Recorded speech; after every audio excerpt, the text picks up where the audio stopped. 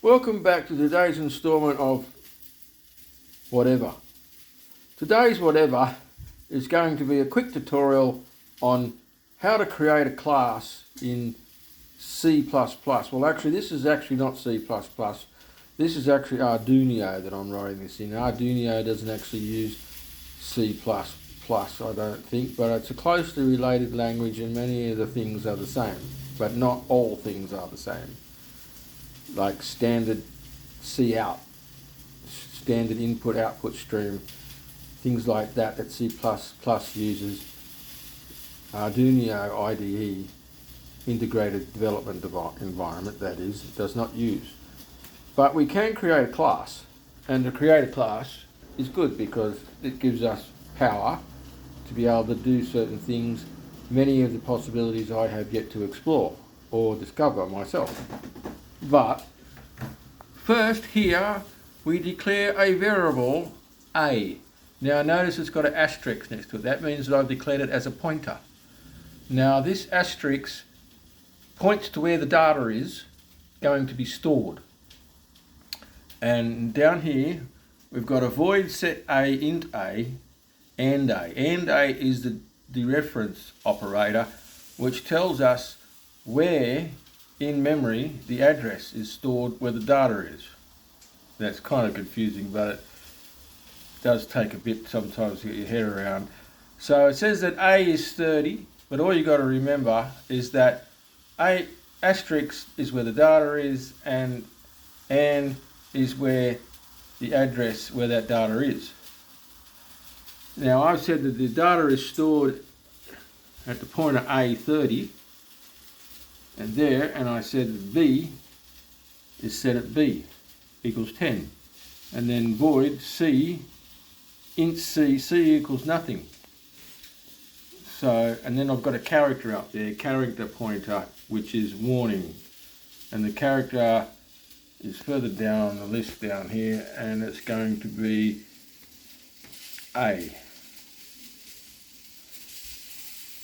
Well, actually I've got WA, but only A comes up because it only stores a single byte, and apparently one ASCII character is 1 byte because it takes up 8 bytes of space to make an ASCII character. Now if I go to the ASCII characters, we can prove that. ASCII characters, see, they're 8 bits is 1 byte, so they take up 1 byte. I should have said, did I say 1 byte or 1 bit? It's actually 1 byte and 8 bits. So that's why it only gets to print A only. If I put WA, it does, only A comes out. So anyway, then further down, we go into our, we ignore all that, that's just some other experimenting I've been doing. And now down here we've got every Arduino sketch needs a setup function, and that's that there, setup, and that's there.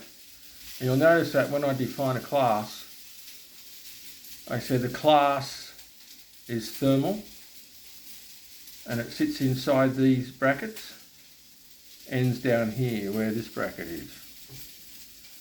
All these other brackets in between there and there and there are what they call member functions of our class. They're the functions inside our class that tell us what we're setting the data to, what values we're setting the data to. And then down in our main loop, which is the loop that iterates indefinitely, we have where we retrieve that data. Now, because I've put up there int and A, we can just say you have to declare another variable. Doesn't really, I don't think matters what the name of that variable is, but you say int A, and then you put that object.setA, and object.setB, object.setC, and object character set warning. So you get these little things that tell you where you're going there. See, character warning tells you it's a public public function. So you have public, private and protected. And I'm not quite sure, I did know but I forgot what they exactly do. But so, and then you just print it to the screen.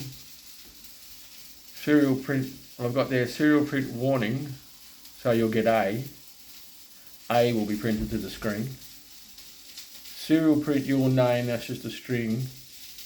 And I've just commented that one out. When you've got 2 forward slashes like that, it's a comment.